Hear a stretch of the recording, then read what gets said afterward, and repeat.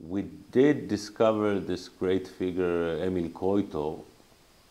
Did we discover him through here? No, we once went to the Krakow festival and we talked to some gypsies there that played, with Alan Byrne. And they all told us about this Moldovan Jew who lives in Tel Aviv, and they said, well, it was one of our greatest accordionists. And we never heard of him, and we are quite immersed in the music scene in Israel. And it was very surprising, and we came back, and Walter Feldman, my professor of ethnomusicology, he also heard of this guy through other people. I think people connected with this place, and it was very exciting.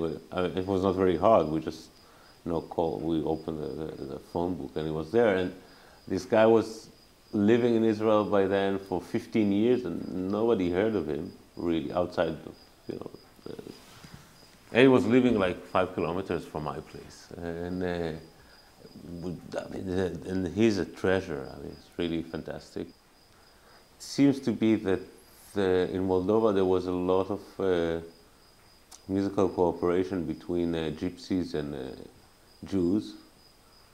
I guess because both were hated so much by the Christians and had nothing to lose.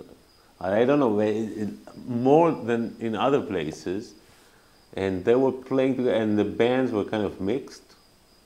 And they played for Romanian gypsies and Jews, but they played like different materials sometimes. So they know that they play one melody which is for Jews and one melody which is for Romanians. And I know Alan Byrne is working a lot on this topic.